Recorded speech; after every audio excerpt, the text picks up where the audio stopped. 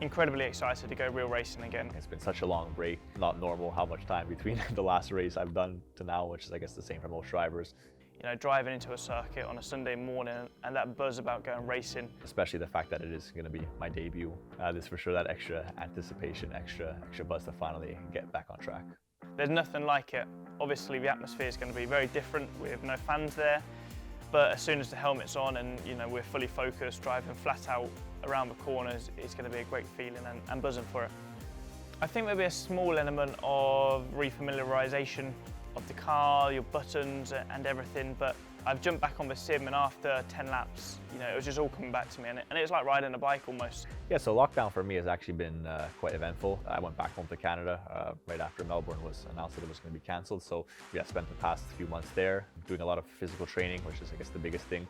Also got into the esports, so spent quite a lot of time on that, both in let's say the actual competition side with the F1 virtual GPs, but then even just for fun, joking around with the rest of the guys, which ending up being way more fun than I think any of us thought it was going to be. Oh, George is off too.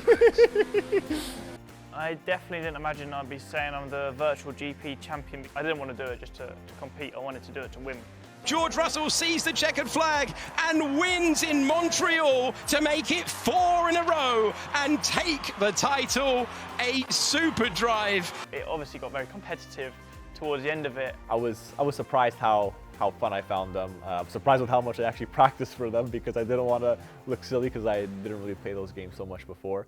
Obviously during this time, staying in shape for us has been a main priority. To start off with, I had my trainer Alicia at home with me. We built a home gym, been doing loads of exercises there, out cycling, running. Then obviously on the sim side of things, that's mentally kept me sharp as well. So it's been a nice lockdown from that side of things. So going into the first races, what I think the biggest differences are going to be, I mean, for sure there's going to be so many procedural things that we have to follow. For the safety of everybody in the sport, there'll be as much social distancing going on as there can be. The teams will be isolating together, there'll be no interactions between teams. Sticking with the social distancing guidelines and being as strict as you can with them.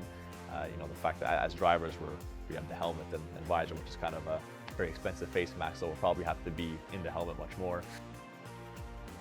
There's going to be a lot of changes. We're obviously not going to have fans, which is a huge part of the sport, which is very sad from one side, but obviously we do need to get back racing. It will probably feel strange to start with, but I'm sure we'll learn to cope with it and soon learn, well actually, you don't always have to do things as you did and you can adapt, but it just takes time to do it. So Austria specifically, I really do like the track. I tend to have gone quite well there in previous years, and it's actually I think one of the only tracks I've raced at every single year since I've been racing cars, so since 2012 really. Austria is definitely a circuit I enjoy. I've always gone well there in the past. Even last year it was one of my strongest races, so I'm pleased about that. How competitive we're going to be is still an unknown, but nevertheless, we'll be going there, I'll be giving it my everything, the team will be giving it their everything, and we'll see what we can come out with.